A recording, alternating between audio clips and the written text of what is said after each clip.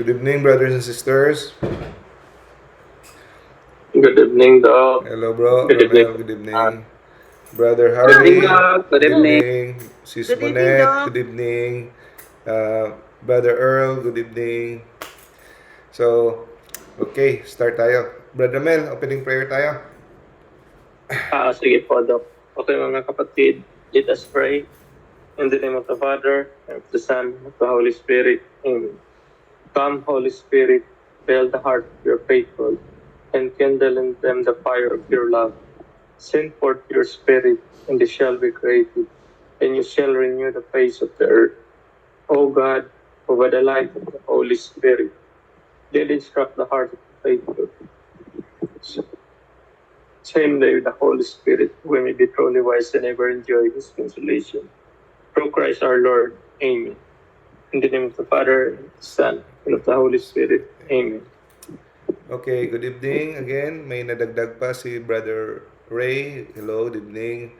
Si Cheryl. Okay, good evening. At sa mga nanonood ngayon sa Facebook at later sa manonood sa upload sa YouTube.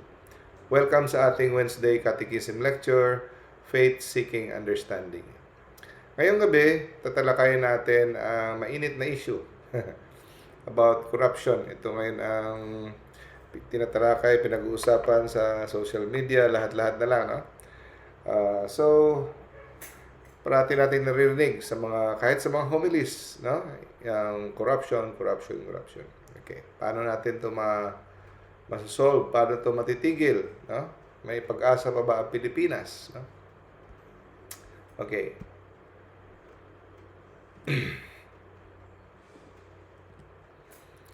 So, anong ibig sabihin? Anong definition? No? Ano ang definition ng corruption? So, corruption can be defined as the abuse of entrusted power for private gain. So ang isang tao pinagkatiwalaan, no, ng isang authority, mayroon siyang kapangyarihan, inabuso niya ito para sa kanyang pansariling kapakanan. No? So, binigyan siya ng kapangyarihan or otoridad para mamuno, para magserbisyo, pero ito ay inabuso niya para sa kanyang sariling pakinabang. Yun ang corruption. Okay. So, ito ay ang corruption ay nag-i-involve sa commandment number 7. Thou shall not steal. Ha? So, ang Pilipinas daw, no, ay isa sa pinakamayamang, no, bansa sa Asia. In terms of natural resources, hindi hamak na mas superior ang natural resources natin. Meron tayong oil, forests, meron tayong di ba, natural gas, no? Lahat, no? At saka talents pa, no? Very talented ang Pinoy, no? So, it could easily be tayo ngayon, if not for the corruption, first world na tayo, no? Kagaya ng Singapore. Meron tayong mga infrastructure, mga advanced infrastructure. Kung ito ay ginamit lang, advanced infrastructure, kaya natin lahat yan. Sa laki-laki ng tax natin, ng ating mga revenues, no? Kayang-kaya natin lahat yan. No? Pero ang problema lang, ito ay napupunta sa mga bulsa. No?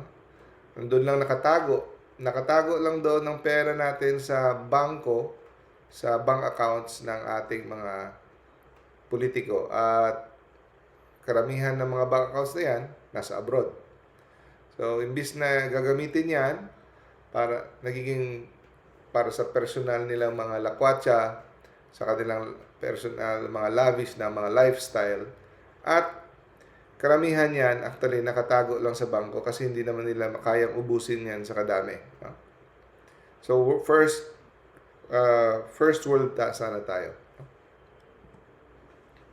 So, yan ang hitsura ng... may joke nga ngayon yung national animal ng Pilipinas, hindi na daw agila, buaya na daw. No? So, yan. Ginagawa nilang personal na property ang public funds.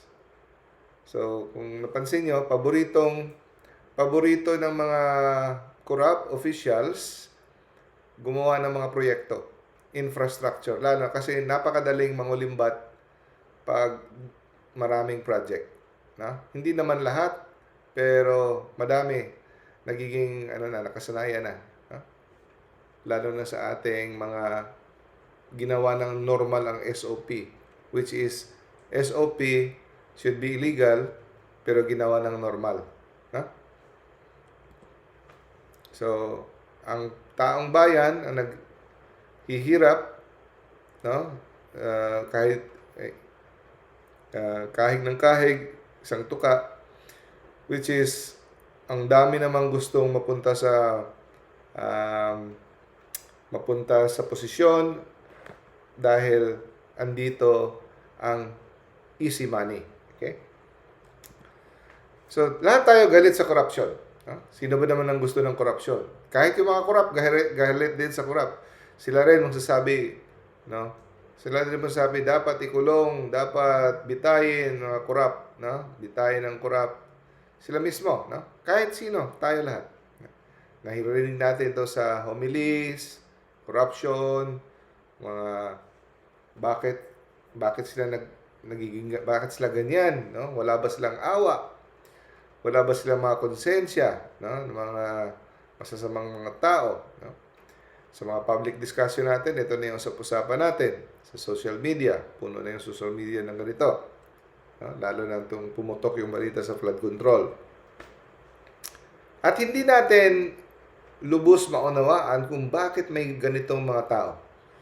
Napakakapal ng mukha, walang konsensya, napakasama, wala nang mga konsensya, Kaya nilang gumawa ng ganitong inhustisya sa kanilang kapwa, sa taong bayan na pinagsisilbihan. Okay? So, yun ang iniisip natin. Bakit may mga ganitong tao?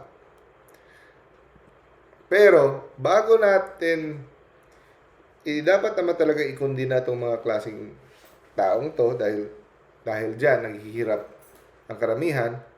Pero, ang lecture na ito ay hindi lang para ikundinahin sila. Let us remember, this lecture is about holiness. Tayo ay magiging banal at mapupunta sa kaharian ng Diyos. Let us first answer the question.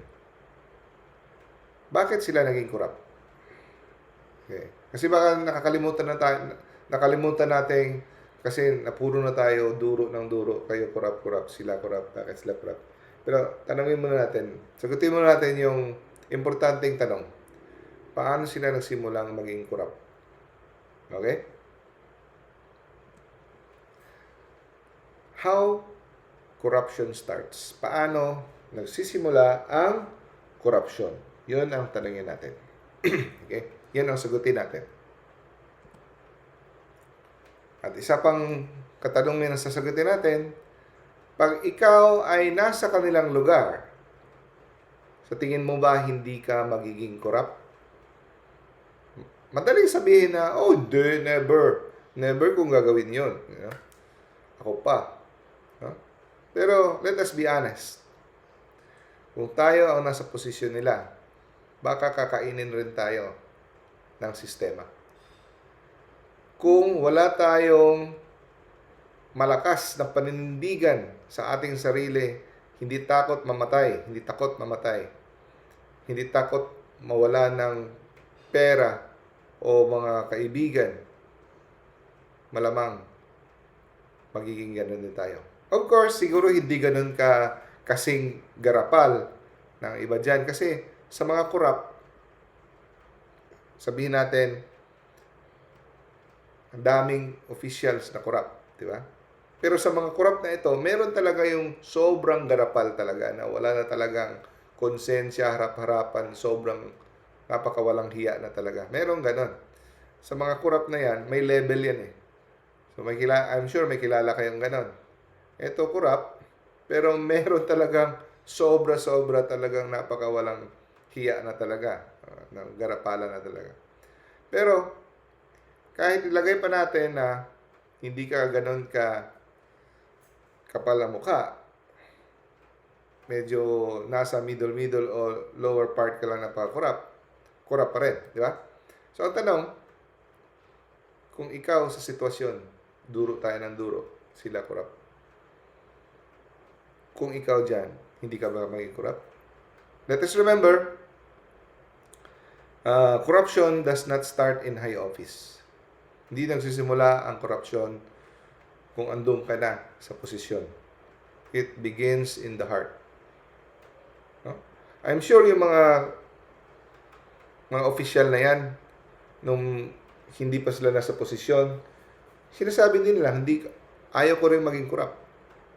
Hindi ako magiging ganyan, hindi ako magiging tulad nila. No? Pero for sure, merong marami din na tumatakbo pa lang, may plano talaga silang maging korap. No? Pero, i-analyze natin para matigil ang korupsyon. So, pag tayo ay nag-cheat, no? In small things, like sa office, kunin natin to, wala nakakita, maliit lang naman to.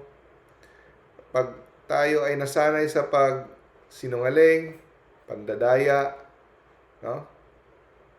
Para to avoid discomfort, para makalusot, mga pampalusot, pangsuhol, no? Kung kinukuha natin yung iba, charger ng yung iba, hindi naman sa'yo, basta hindi sa'yo, huwag mong kunin. Pero pag, like for example, nag-order ka, mali yung binigay, mas mahal na pagkain ang binigay sa'yo, hindi mo sabihin, ay, hindi sa akin to. No? Tinanggap mo kasi mas mahal yung binigay sa'yo. Nagkamali yung nagsaserve sa counter. So, mga ganun ba? If we take what is not ours, may nakita tayong ganun ng hindi sa'yo, huwag mong kunin. Pag kinuha mong hindi sa'yo, even just a little, no? We train our hearts to be corrupt. Dahan-dahan nating tinitrain, sinasanay ang ating sarili maging corrupt. At pag andun na tayo sa posisyon, hindi natin namamalayan, corrupt na rin tayo. Huh? Luke chapter 16 verse 10. Whoever is faithful in very little is faithful in much. So, wag mo sabihin na maliit lang to. Kasi, kung hindi ka mapagkakatiwalaan sa maliit na bagay, hindi ka rin mapagkakatiwalaan sa malaking bagay. Yan ang katotohanan. Ang Diyos na nagsabi niya. Whoever is dishonest in a very little is dishonest also in much. Kaya dapat tayo, kahit sa maliit na bagay, sa malaking bagay, tayo ay may integrity. No? So, public officials, hindi lang public official ang corrupt. Doctors can be corrupt. Teachers, priests can be corrupt. Bishops, workers, vendors, police, soldiers, judges, students. Example, doctors. Pwede maging corrupt ang doktor pag siya ay nag-reseta ng mga hindi naman kailangan ng mga gamot para lang mabigyan niya ng pabor ang isang drug company para dahil bibigyan siya ng percentage or mga trip abroad. No, di ba ganoon? Tapos mag-aano ng mga sabihing operahan pero hindi naman kailangang operahan. Magano ng mga medical procedures dahil may porsyento siya. Or nagjo-duty siya sa isang public hospital, hindi siya nagjo-duty, naglalapat siya. Or sa mga purchases ng mga gamot, mga ano. So, corruption pa rin. Teachers, hindi nagtuturo ng maayos, no? Parating absent, parating late, or binibigyan na ng project ang mga estudyante, parati tapos tumatanggap ng suhol, or iniinitan niya yung isang estudyante at babagsakin niya kahit walang masyadong rason, dahil sa kanyang prejudice o ano. Priests, bishops, no? pwedeng maging corrupt kung sila ay hindi na nagiging seryoso sa kanilang tungkulin. No? Pinaka-example dyan ay um, hindi nagbibigay ng confession, regular confession. Puro lang nanonood ng Netflix. Puro lang active sa mga pero pagdating sa confession, tamad.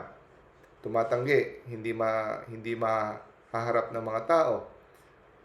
Bago mo sila maharap, sa katutak na mga appointments ang kailangan, no? Tapos pag kumikiling sila sa mga politiko, yung mga gano'n, at nagiging tahimik at hindi naging masigasig sa pagturo ng katisismo ng pananampalataya. Workers, pag ikaw ay nagbulakbol sa trabaho mo, hindi mo binibigay ang buong lakas mo sa pagtrabaho, late, absent, at tinitingnan mo lang yung amo ko mo kung dyan, di ba? Vendors, dinadaya mo ang timbang, sinasabi mo sariwa pero bulok, o pandadaya, no? Sa yung mga binibili, may dinadagdag kang mga buhangin sa mga semento, kung ano pa dyan. Sa bigas, may dinadaya ka, hinahaluan mo ng NGA, no? Police, soldiers, bribe, no? Abuse of power, no? Ng extrajudicial killings, nagiging tuta sa mga politiko. Hindi na ang hustisya ang pinapairal, kundi nagiging kumikiling na kung sino ang nagbibigay sa kanila ng pabor. No? Judges, lalo na. No? Kumikiling sa kanilang mga hatol. Students, cheating, hindi nag-aaral na mabuti, stealing. So, hindi lang ang public official ang corrupt, nagsisimula sa atin. No? So, corruption is not just in government halls. Okay? It's in the classroom, clinics, markets, churches, home. If you do not do your duty well, that is already corruption, and that is already dishonesty. No? Turo ng tuwiro sa kanila, hindi natin dinidefend sila. Dapat silang makulong, dapat silang ikundina. Napaka walang hiya nila. Pero, tingnan natin ating sarili also. Kasi, saan ba nagsisimula? Di ba, yung mga politiko yan, dating mga doktor, dating mga teacher, dating mga artista, pero kinain. No? Kinain ng sistema. So, corruption is not only about stolen millions, but it begins with stolen trust, stolen truth, and stolen integrity. Integrity. Ano yung integrity? Ano yung integridad? Ano yung ibig sabihin ng integrity? So, ang integrity ay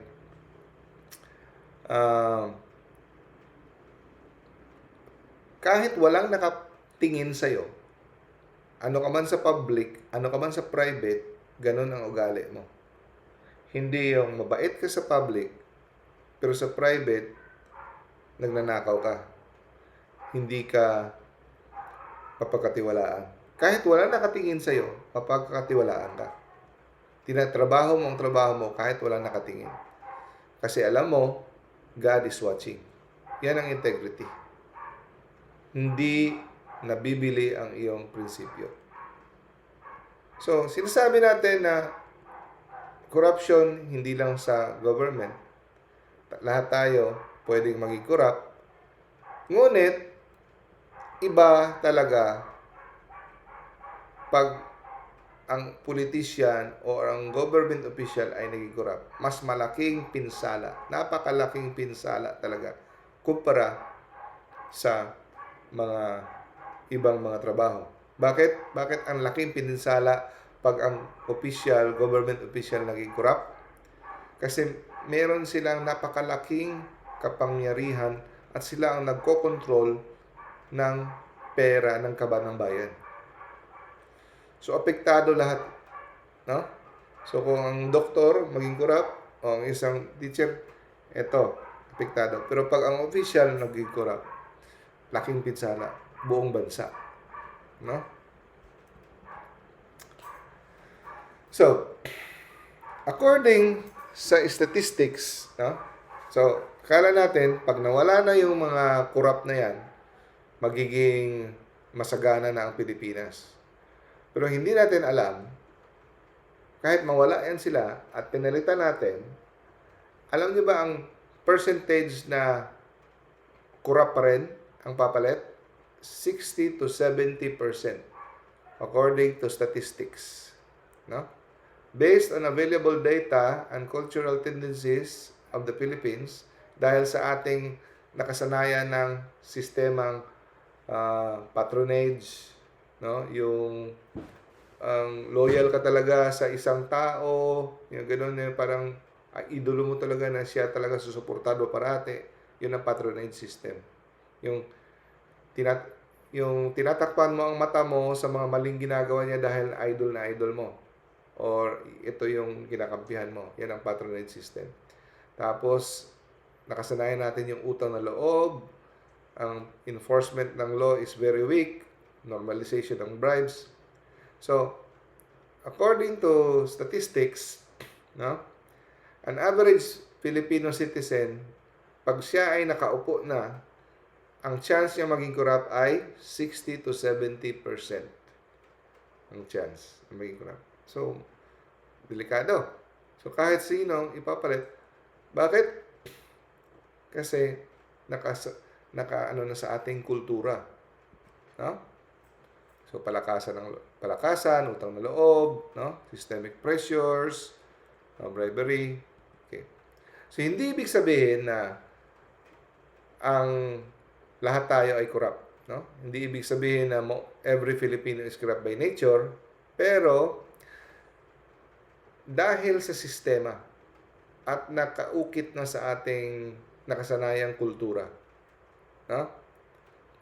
Na pag binigyan ng pwesto o posisyon, no? So, hanggang kung ang isang tao ay wala talagang malakas na panindigan, strong, no, matibay na personal integrity,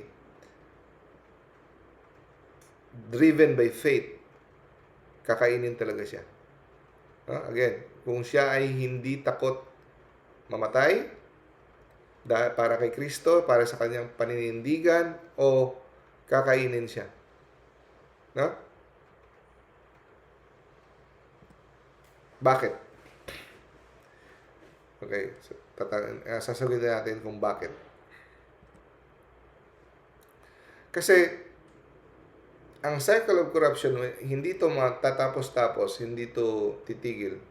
Pag hindi natin in-apply ang ating faith, Catholic faith, or Christian faith, sa ating trabaho. Kasi karamihan sa atin, marami sa atin, puno ang simbahan, nagsisimba, novena, pero pagdating sa trabaho, hindi ina-apply ang Christian, the commandments of God. Thou shalt not steal.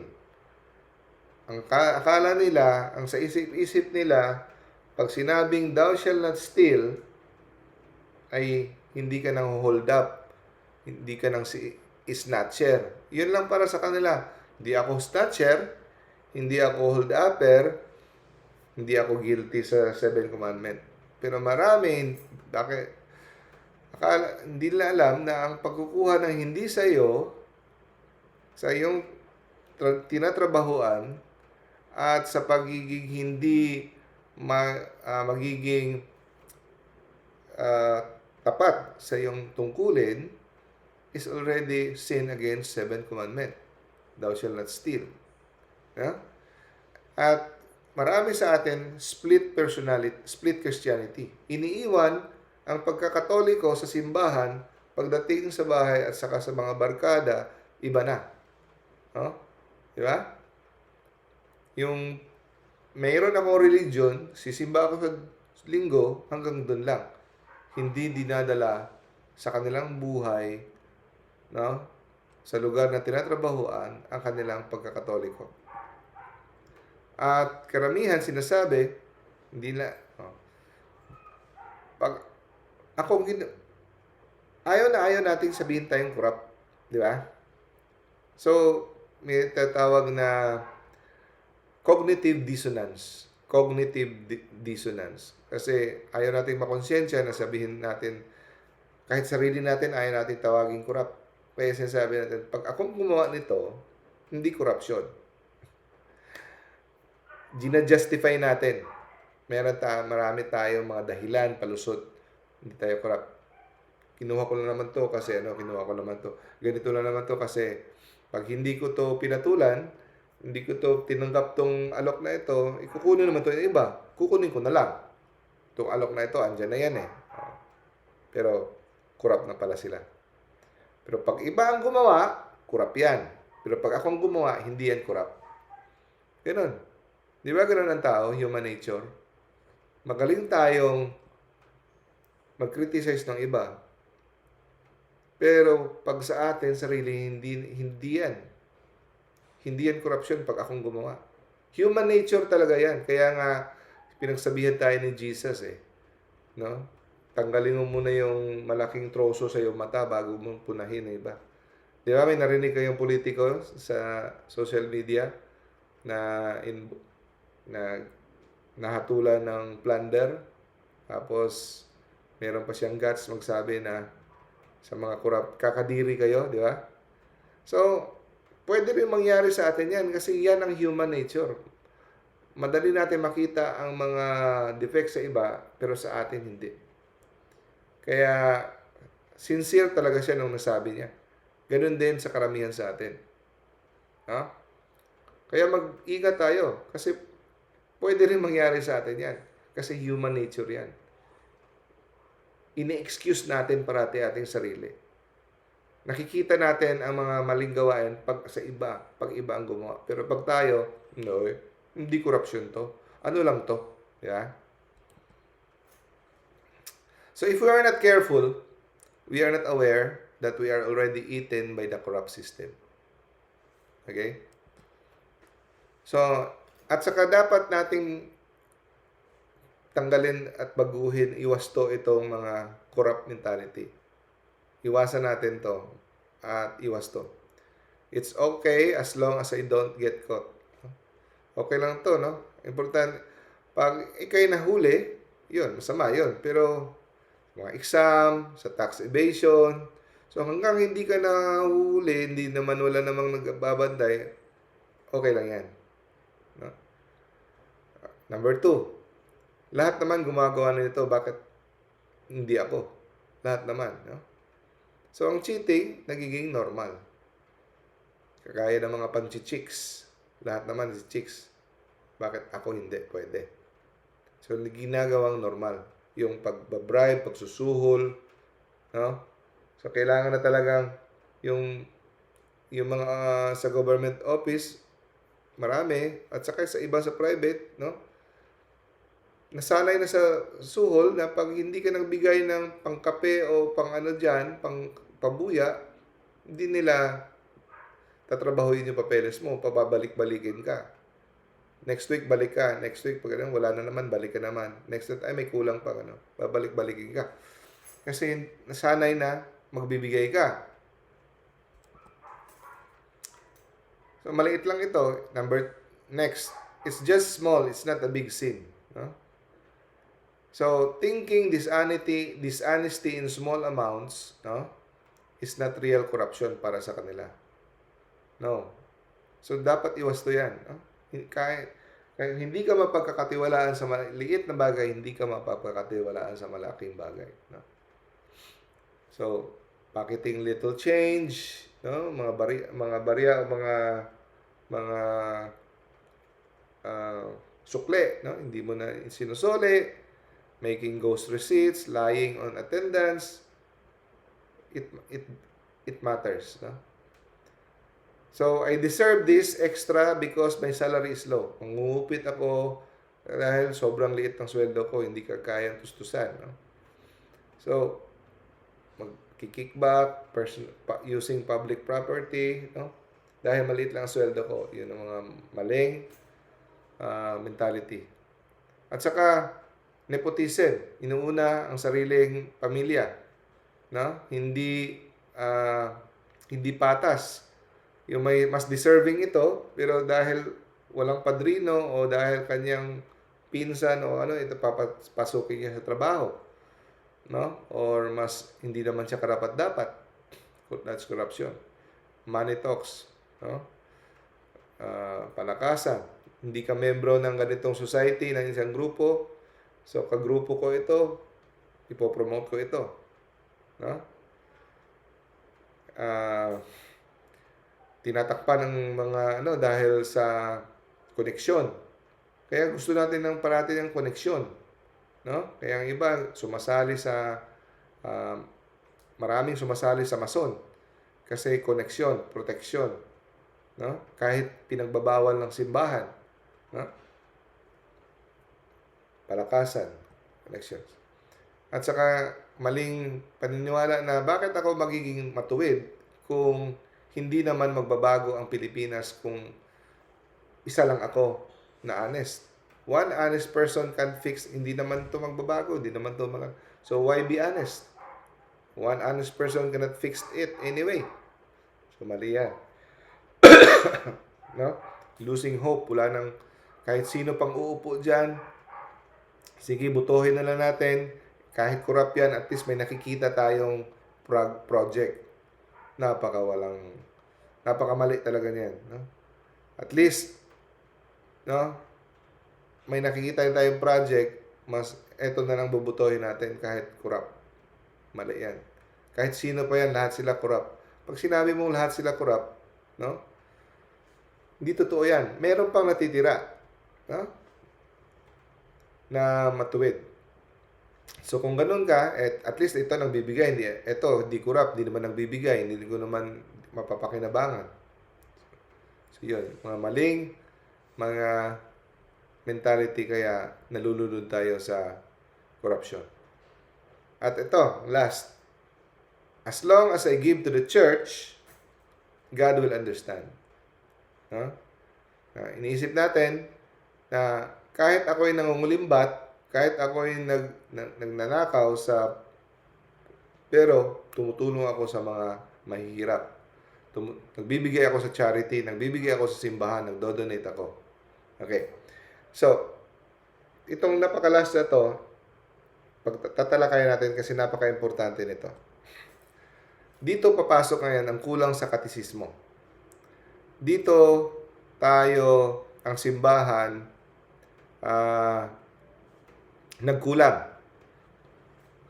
Our teaching is not clear on the salvation. No? Kahit ako, biktima rin ako nito, ng laki na ng edad ko, kaya ako ng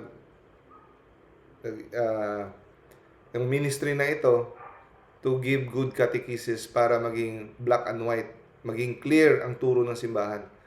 Kasi kung karamihan, dami sa homily, hindi maliwanag ang teaching. Itong mga Katoliko, mga politiko na ito, hindi sila natatakot maging corrupt at patuloy na nagko-corrupt dahil mali ang kanilang pag-unawa at pag-intindi sa doktrina ng kaligtasan. Napaka-importante ito. Isa ito sa pinaka-importante kung bakit patuloy ang pagko-corrupt ng mga maraming Katolikong politiko. No? Bakit sinabi Katoliko? Katoliko tayo eh. Sino yung ating pupunahin? Di Katoliko. Hayaan natin yung iba diyan. Kasi how to become a better Catholic ang ating ang pakay natin. No? Now, maraming Pilipinas is di ba? Majority Catholics. At marami sa majority ng mga politicians natin ay Katoliko. Pero bakit corrupt? Bakit hindi takot maging corrupt? Kasi akala nila kahit milyon-milyon pa, kahit magpapatay pa sila ng mga tao na kanilang mga kaaway, pero akala nila yung kaligtasan, no, the teachers of the faith failed to educate Catholics about the doctrine of sanctifying grace and mortal sin.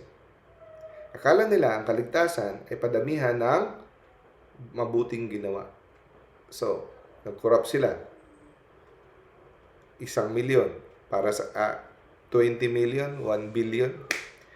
1, 2 beses para sa kanila, yun lang. No?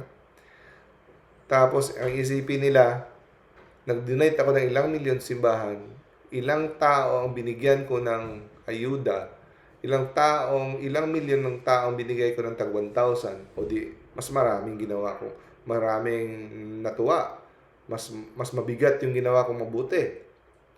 Ligtas ako. Langit pa rin ako. O, di ba? Dahil sa maling akala sa doktrina ng kaligtasan, hindi sila titigil kasi tatapalan lang nila ng pera ang simbahan o ang mga mahihirap. Quits na sila kay Lord. Akala nila ganun ang kaligtasan. Inosente sila. Maraming ganun. Kahit ako, ganun din ang aking pag-unawa sa kaligtasan dati nang hindi ko pa naintindihan ang katisismo. Lack of catechism. Pero hindi natin alam, once we commit mortal sin, lahat ng mabuti nating ginawa sa mata ng Diyos, walang kwenta. Okay? Once you commit mortal sin, pag hindi mo ito napagsisihan, hindi mo ito na-confess, lahat ng mga donation mo sa simbahan, lahat ng binigay mo sa mga mahirap, walang value in the eyes of God. At hindi yan makakaligtas sa'yo. No? Lahat ng ginawa mo in the state of grace, yun lang ang may value in the eyes of God.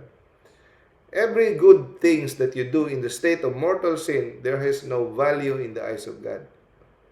Okay? Maraming hindi alam yan.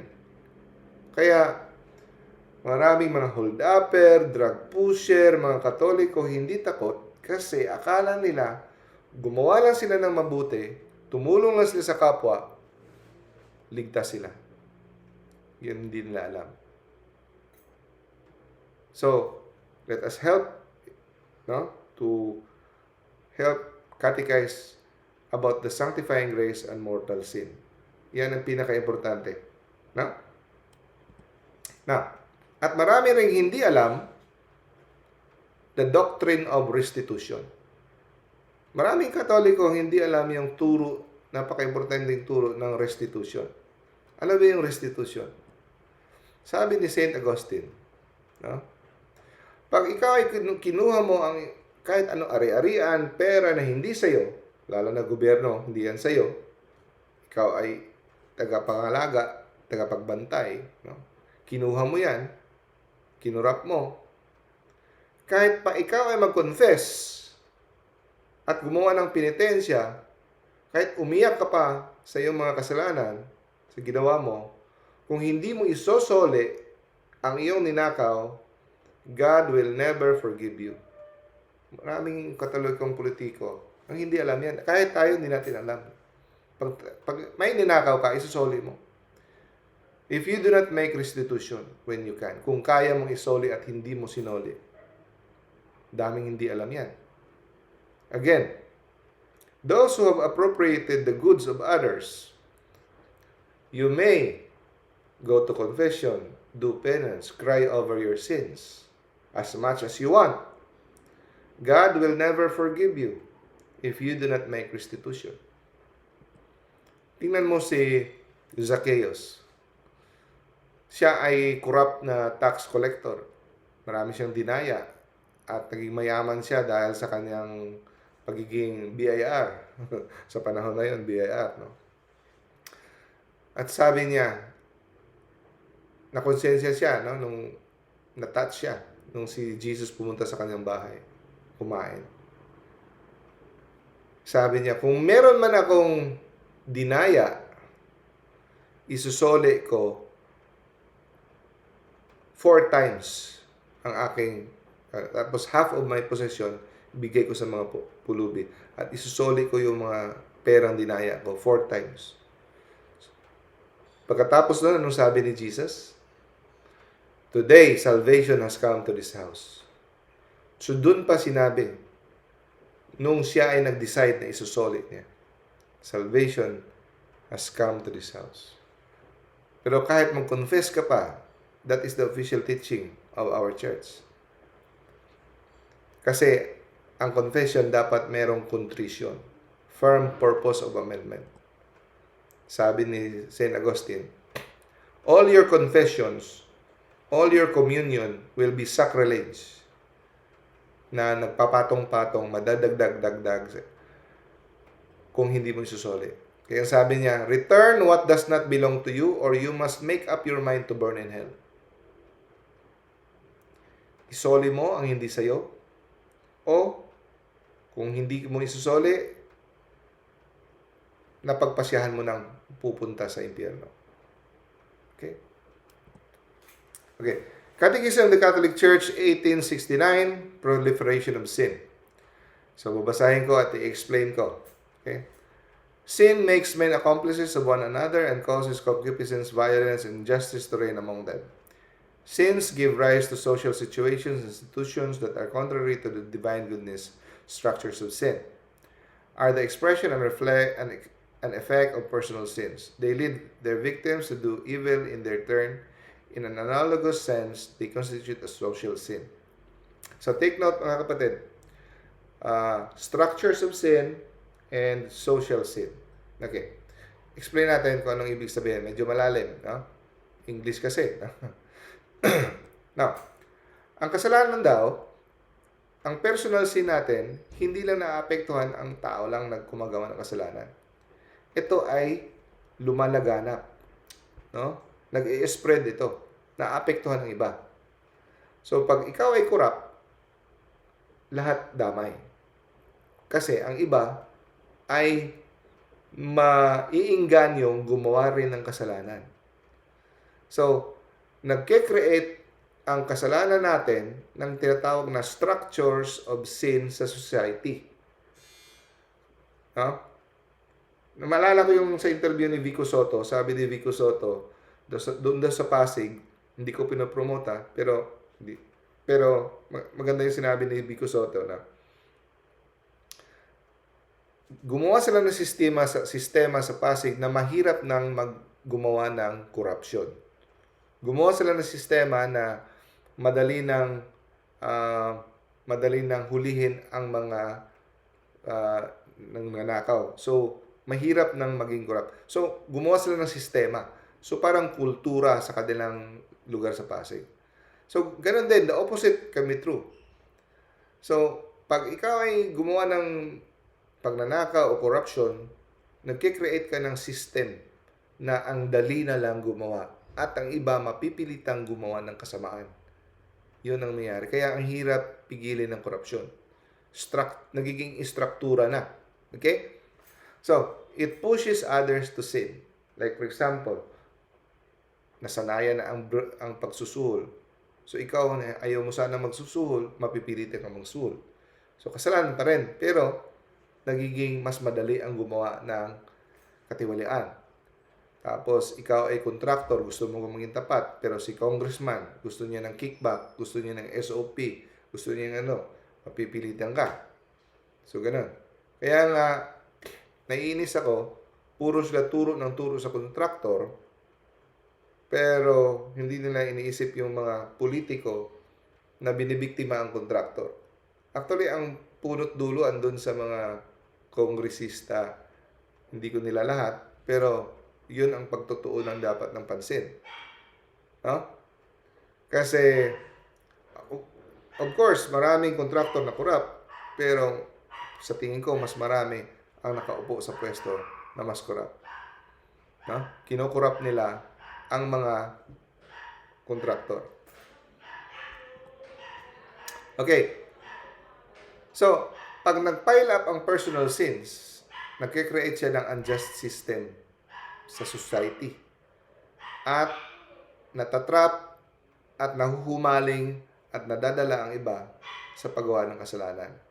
So, yun ang nangyayari sa cycle of corruption. Okay, papakita ko sa inyo kung bakit napopromote ang corruption. Okay, example. Number 1, mabagal na hustisya. Paano nagko-contribute sa corruption ang mabagal na hustisya? Okay.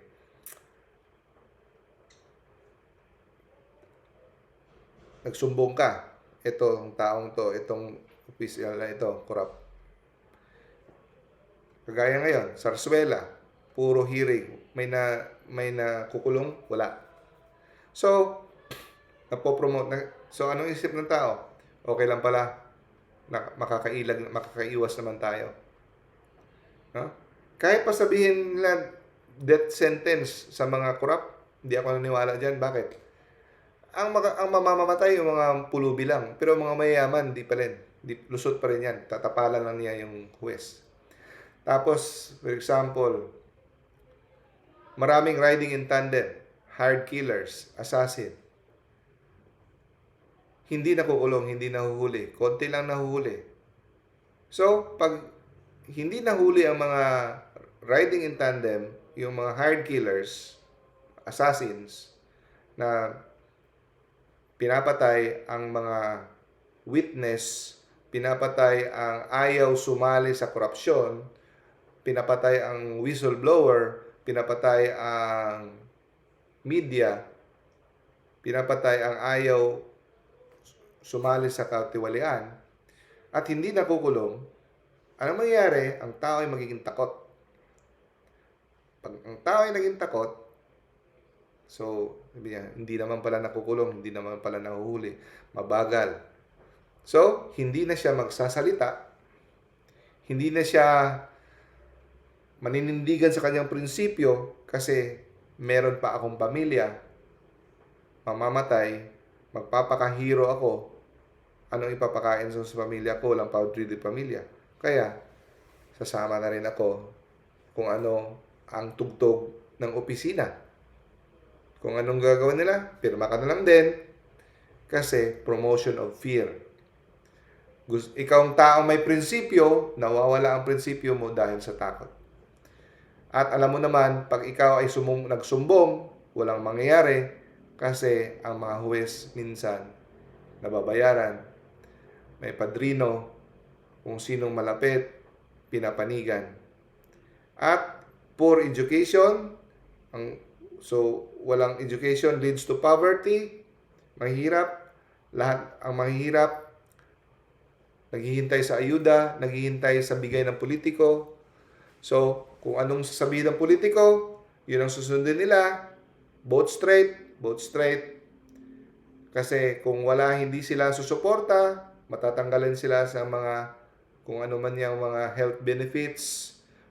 Pag sila ay nagkasakit, wala silang card na tutulong sa kanila. Kaya, ang estilo ng mga corrupt na politiko, tingnan nyo, kahit ng mga diktador,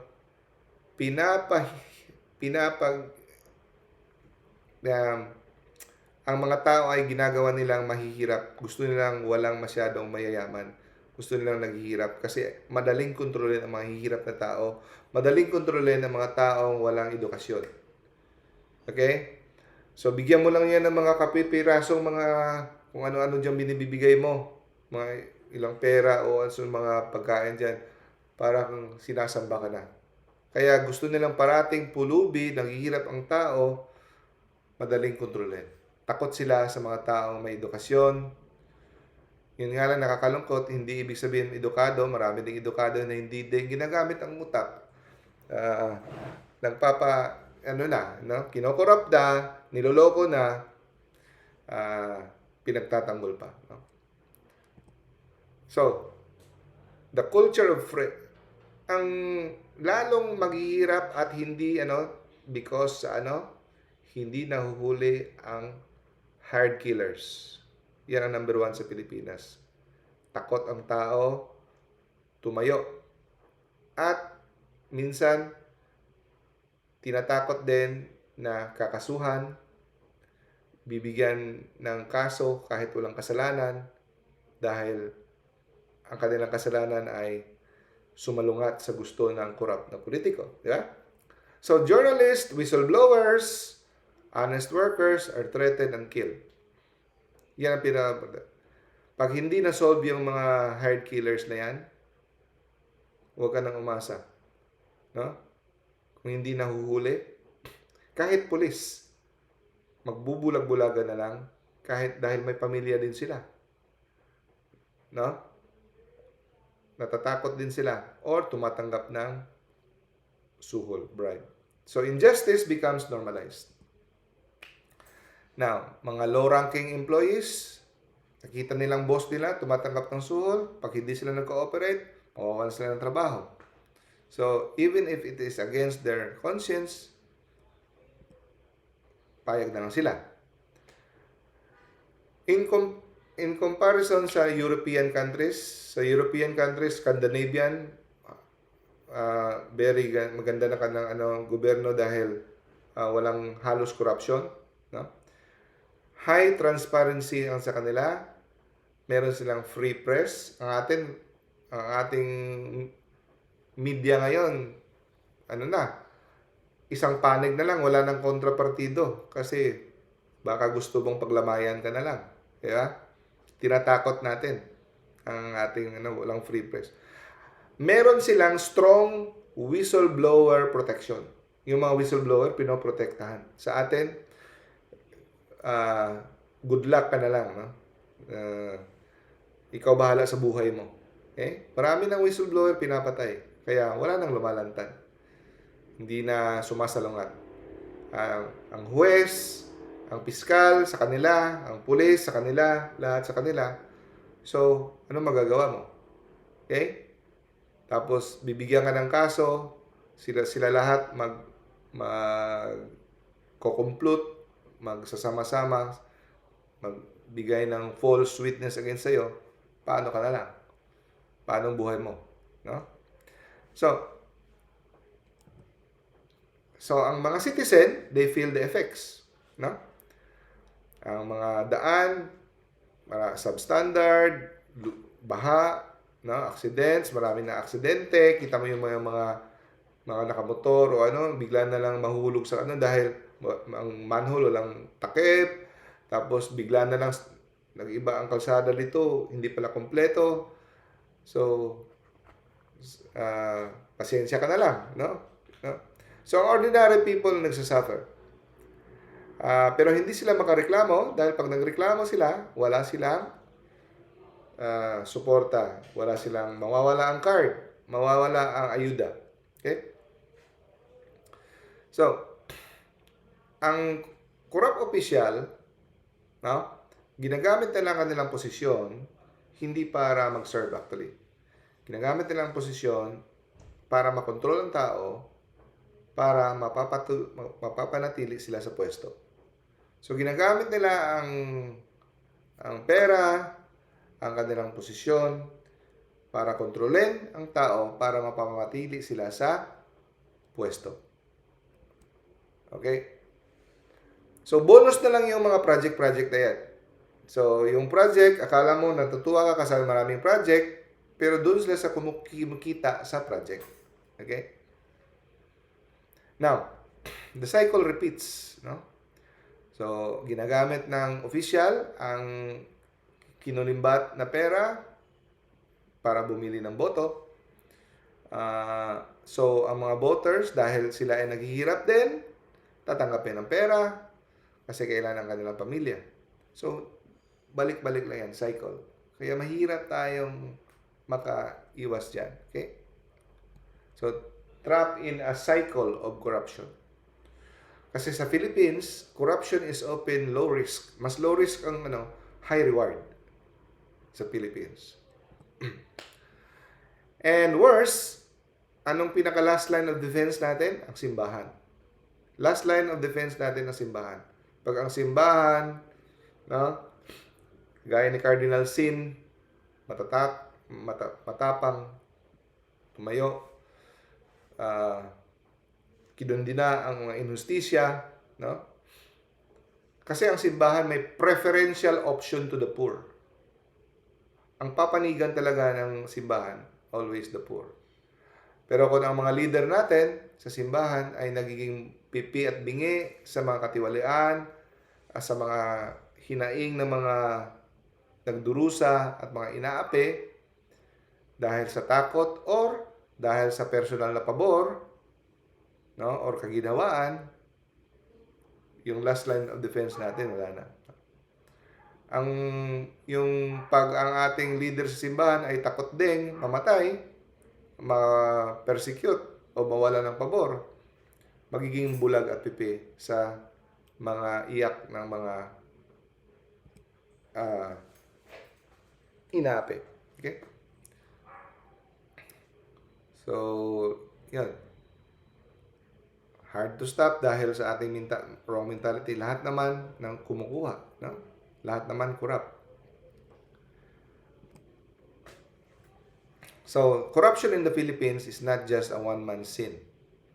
It becomes a structure. It spreads like a disease. No? So, official abuse power, ang workers become accomplice. Nagiging involved dahil out of fear. No? Citizens are forced to cooperate because of poverty, sa kahirapan. So, ang corruption is both personal and social sin working together. Okay. Mag-ingat kayo sa fallacy na ito. Meron akong kaibigan na sinabi, ang iba, kundina ng korupsyon, pero bakit? Hindi ba sila nagsinungaling kahit nung maliit pa sila? Wala namang perpektong tao ah. Hindi ka naman perfect. Hindi ka ba nagnakaw nung maliit ka pa? Hindi ka ba naranasan maging dishonest? So, mag-ingat tayo, beware of that because that is fallacy. Fallacious logical reasoning yan. Huwag kang mabiktima dyan. Okay? Bitag yan. Sabihin, you are not perfectly honest, so you cannot speak against dishonesty. Loho tayo, naging dishonest at some point, nung maliit pa tayo, no? So, ang tawag ng fallacy na ito, Tukokway fallacy, appeal to hypocrisy. Mag-ingat kayo dyan. Tuturuan ko kayo paano sagutin ito. Kasi, patatahimikin kayo, kasi sabihin niya, hipokrito ka, kasi ikaw, hindi ka naman perfectly honest. Sino ba naman taong perfectly honest at one point in their life, di ba? Pero ang sagot dyan, number 1, distinguish imperfections from serious corruption.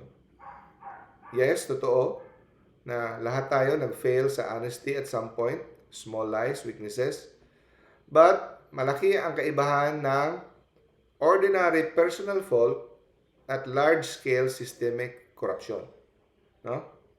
It doesn't mean we must tolerate grave evil, no? Because we are not perfect. Hindi ibig sabihin we are not perfect, itolerate na lang natin ang grave evil. Okay? At saka moral duty despite imperfection. So kahit hindi tayo perfect, kahit yung mga saints, hindi naman sila perfect. Kahit yung mga prophets, no? Pero binigyan tayo ni Lord ng responsibilidad to call out sin. Never sinabi ni Jesus na only the perfect can correct others. Wala namang taong perfect. Wala siyang sinabi na only the perfect can correct others. Kaya kahit hindi tayo perfect, pwede pa rin tayong mag-correct pag may nakita tayong injustisya. Kahit ang doktor, hindi naman yan perfectly healthy, pero nagpapagaling. Okay? So pag tayo ay naging silent, dahil sabihin natin na biktima tayo na sinabi na hindi ka perfect, hindi ka nalang magsalita. So, mamamayagpag ang corruption. So, kahit yung mga prophets, no? Kaya sabi ni St. Augustine, huwag mong sabihin dahil hindi naman ako perfecto, I will keep silent. No. You are worse if you become silent. No?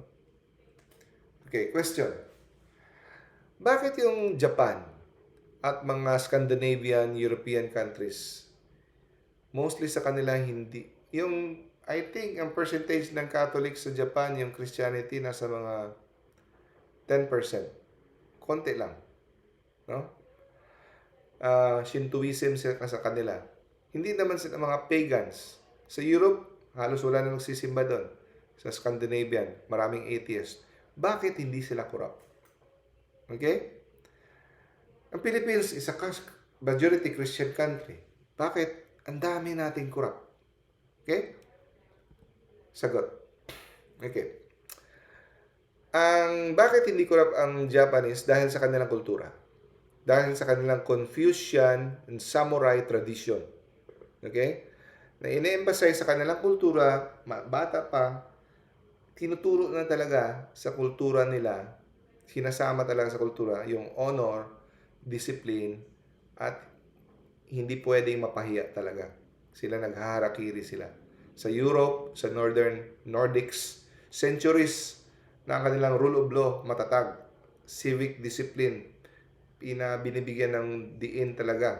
Tinitrain talaga ang kanilang bata pa, ang respect sa system, no? Kahit wala pa yung Christianity. So, ang kanilang integrity, nahalo na talaga sa kanilang culture. Part na talaga sa kanilang culture, social.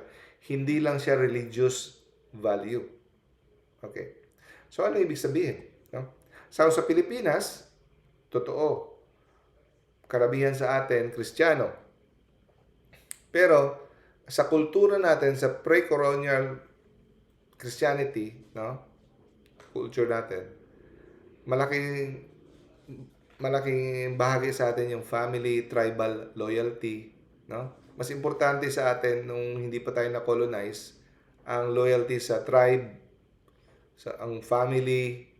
So, kung mas binibigyan natin ng diin yung family kumpara sa mga commandments, kung sa mga law. Importante dahil ang kultura natin naka-ingrain na sa atin, no? Yung ating utang na loob. Maganda rin 'yan, pero may masama din siyang epekto. Tinotolerate natin ang corruption dahil sa utang na loob at dahil pamilya, dahil malapit, dahil kaibigan. 'Yun ang nakaukit na sa ating kultura, ang masamang ugali, no? At saka yung religion natin, karamihan, is more of ritualistic. Konti lang sa atin ang dinadala talaga sa buhay natin, sinasabuhay ang ating nalalaman sa pananampalataya. More of ritualistic, hanggang simba, nobina, kapiesta, yun lang, ritual. No? Hindi nag-penetrate sa atin daily behavior. No? So, naging devotional siya, hindi transformative sa ating ugali. Hindi nag-trickle down sa ating ugali. Hanggang devotional lang. No? So, ang connection sa ating faith at saka sa ating araw-araw na gawi, sa kilos, weak, walang connection masyado. No? So, in contrast, sa mga Japanese at saka sa Northern culture, nakaukit talaga sa kanilang kultura ang honor, no? Yung sa atin, sa religion lang siya, no? Hindi nakaukit sa kultura. Ang problema sa ating religion, hindi natin dinadala sa buhay, hindi natin hanggang ritualistic lang. 'Yon ang nangyayari. So, hindi ang religion natin ang ating pagbibintangan kung bakit nag-corrupt tayo. Kasi yung iba, dahil sa inyong religion, dahil kayo corrupt. No. Hindi natin ina-apply ang ating faith sa ating buhay. Yun ang problema. So, sa Europe at saka sa Japan, ang law, enforced talaga. Ang leaders, nananagot talaga. Sa atin, no, Philippines, selective ang justice natin. No? Kaya nawiweak yung trust natin sa justice system. And sasabi natin, bakit ako susunod? Eh, iba naman, mga leaders hindi naman sumusunod. Di ba? the law only applies to us but to the leaders, hindi. Tsaka meron pa silang kasabihan yung mga officials, what are we in power for? Di ba? Proud pa sila magsabi. Para ano kami nasa pwesto kung hindi namin sasamantalahin. Yeah? Now, challenge to sa atin na tayo bilang Kristiyanong country, mas malaking responsibility sa atin ito. No? So, hindi dahil Christianity is weak, but we did not apply it. We did not apply the teaching of Christ into our life. Hanggang ritual lang. Hanggang panglabas lang na seremonya. So, alalahanan natin ang sinabi ni Jesus, not everyone who says to me, Lord, Lord, will enter the kingdom of God. Only those who does the will of my Father. Pag hindi natin yan in-apply, hindi natin naunawaan yan, hindi magbabago ang ating bansa. No? So, ang kultura natin merong faith, pero kulang ng application. Hindi natin ina-apply sa society. So, in Japan, Europe, no? Hindi man sila Kristiyano, pero ang kanilang culture, tinitrain sila to be disciplined, honor, and civic responsibility. Sa atin, no? Ang challenge natin sa Pilipinas, to live our faith. No? Isa sa buhay natin ang ating pananampalataya. We have failed to put the gospel into action. Okay. Another question. So, ibig sabihin, pwede palang maging malalangit o magiging prosperous ang isang lugar kahit walang religion? Pwede? Prosperous, law and order, mas matiwasay, mas maganda ang isang lugar na walang religion? Ang sagot, yes, to a degree. Yes, pero hanggang meron siyang limit. So, ibig sabihin, yung Japan, no? Mostly sa kanila, hindi naman Christian, no? Scandinavian countries, maraming atheists, pero peaceful sila, kahit walang religion, because of natural virtues. No? Good governance, dinidiscourage ang shameful behavior, so, yun ganun. So, meron silang social harmony. Pero, sabihin ko sa inyo, pero, it is only an earthly happiness. Pangmundong kaligayahan lamang. No? Material, comfort, security, safety, social order. Hanggang doon lang. Okay?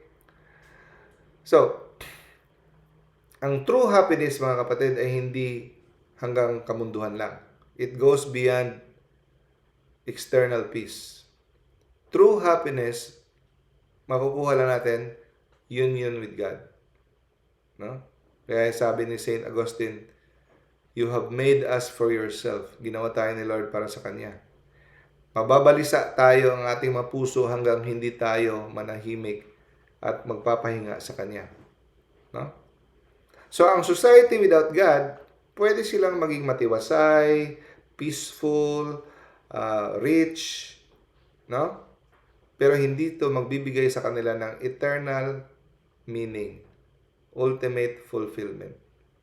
Kaya, mapansin mo, marami sa kanilang despair, emptiness, suicide, depression, loss of hope.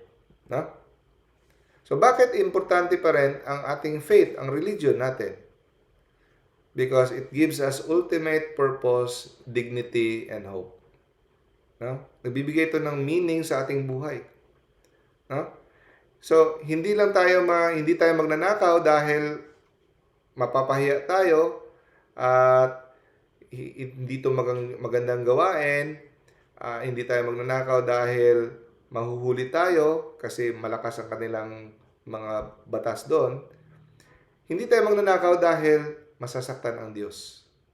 At ito ay masama para sa aking kapwa. Mas malalim yun. Diba? So, a society without religion can be peaceful, yeah, on the outside, but never truly fulfilled in the inside. Okay? True happiness is not just order in this world, it is eternal happiness with God. So, ang Japan, admired, di ba, worldwide, mal, ma, ma, ah, malinis ang mga kalsada, ang train on time, low crime, honesty in business, believe ka talaga. Para siyang heaven on earth, di ba? Japan, pero ang hindi natin alam, Japan has one of the highest suicide rate in the world. No? Many people feel lonely, isolated, without meaning. Kasi, without God, ano pang fulfillment natin? Di ba? Prosperity give comfort. Nagbibigay ng comfort ang prosperity, pero not ultimate purpose. No? External order without God cannot satisfy the human heart. So sa Pilipinas, sa mga Latin America, so mga, 'di ba, sa Latin America like Mexico, maraming mga Katoliko, mahihirap din, corrupt din, no? Pero hindi tayo proud diyan, kagaya ng Pilipinas. Pero kahit naghihirap tayo, walang kuryente ang iba, walang kinakain, pero families share meals joyfully. Neighbors help one another. Rooted in faith. Sunday Mass is celebrated with singing, hope, and gratitude. No? Lack of material wealth, but they radiate peace and joy. No? So even in poverty, mga kapatid, faith gives a joy that wealth alone cannot give. No? So, last three slides. Matthew chapter 5, verse 10 to 12. Kung gusto nating matigil ang korupsyon, let's follow this. Blessed are those who are persecuted because of righteousness. So sa opisina nyo, ayaw mong sumali sa korupsyon, you have to pay the price. Pwede kang pagbintangan, matanggal sa trabaho, pwede kang mamatay, ipapatay nila. No? Blessed are you when people insult you, persecute you, and falsely say all kinds of evil against you because of me. Rejoice and be glad, because great is your reward in heaven. Matthew chapter 10, verse 28. Do not be afraid of those who kill the body, but are unable to kill the soul. Okay, matakot sa papatay, mamamatay kaya, papatay ng katawan mo, pero hindi nila kayang patawin ang iyong kaluluwa. Mas matakot ka sa Diyos na kayang patayin ang iyong kaluluwa sa impyerno. Okay? Simple ang prinsipyo lang natin. Ito lang talaga. Pag hindi sa'yo, huwag mong kunin. Kahit ano man yung bagay. Kahit saan ka man. Sa eskwelahan, sa restaurant, sa ospital. Pag hindi sa'yo, huwag mong kunin. Okay? God bless us all. Okay. So, thank you sa mga nagtiyaga. Medyo sorry, medyo umextend tayo. Thank you, Doc. Doc, pwede magtanong, Doc? Isang tanong lang. Yes, bro. Oo. Tanong ko lang, Doc, kasi nakaraan din ang election, yung May, no? Paano ba isasauli yung pera, yung namigay yung mga politiko? Isa ako sa nakatanggap na nabigyan mula gobernador, congressman, mayor, vice mayor. Nakatanggap ako noon, Doc. So sa restitution, so sa paano ko isasauli? Actually, na-confess ko na siya. Narinig ko ngayon sa iyo na about sa restitution. So ano bang gagawin ko noon, Doc? Mahirap na tanong yan kasi maraming anggulo. Una sa lahat, hindi mo siya ninakaw, no? Pero may isa ring anggulo na sasabihin na galing sa nakaw, pag tinanggap mo, para ka na rin nagnakaw. Di ba? Depende rin kung anong rason kung bakit sila namigay. Sabihing ayuda ba?